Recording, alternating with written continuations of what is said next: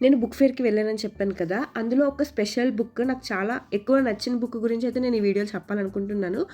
ఎందుకు నాకు ఆ బుక్ అంత నచ్చింది అనయితే చెప్తాను. నేను కాలేజ్ చదువుతున్నా అంటే degree first year, degree second year ఆ టైంలో నేను మా కాలేజ్‌లో పెద్ద లైబ్రరీ ఉంటుందనమాట. ఆ లైబ్రరీకి ఎక్కువగా వెళ్ళేవాళ్ళం.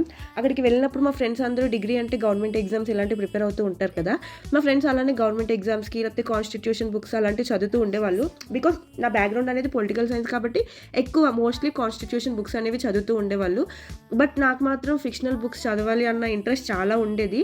నేను మాత్రం ఎక్కువ తెలుగు స్టోరీ బుక్స్‌నే ఎక్కువ ప్రిఫర్ చేసేదాన్ని. అండ్ ఫిక్షనల్ బుక్స్‌ని అయితే చాలా ఎక్కువ చదివేదాన్ని. ఆ తర్వాత నాకు అనిపించేది నేను ఎందుకు ఒక స్టోరీ రాయకూడదు. నేను 10థ్‌లో ఉన్నప్పుడైతే ఒక స్టోరీ రాశాను. మా ఇంటి దగ్గర ఉన్న అందరికీ చూపించి చదివించేదాన్ననమాట ఆ స్టోరీ బుక్. అలా చిన్న చిన్న స్టోరీస్ రాసి అందరికీ చదివిస్తూ ఉండేదాన్ని. కొంతమంది నవ్వేవాళ్ళు నవ్వుతారు అండ్ సపోర్ట్ చేసేవాళ్ళు కూడా ఉన్నారు.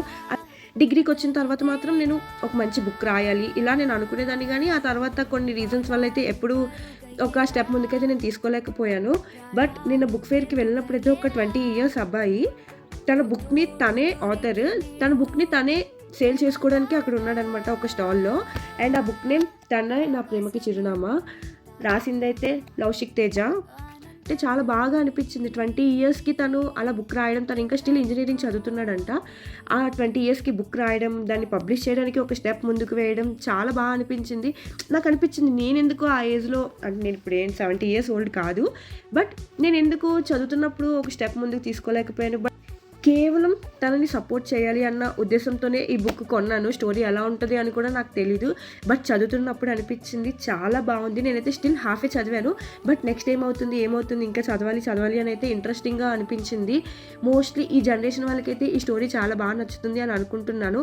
ఎవరైనా కొనుక్కోవాలి అనుకుంటే మీరు ఇంకా బుక్ ఫేర్ ఉంది కదా! 2, 3 డేస్ ఉంటుంది. మోస్ట్‌లీ 28, 29 వరకు ఉంటుందనుకుంటా. వెళ్ళి అక్కడ తీసుకోండి. 'తనే నా ప్రేమకి చిరునామా' బుక్. ఇలాంటి ఆథర్స్‌ని అంటే చిన్న ఏజ్‌లో ఇంత ధైర్యంగా ఒక అడుగు ముందుకు వేసిన వాళ్ళకి సపోర్ట్ చేయండి.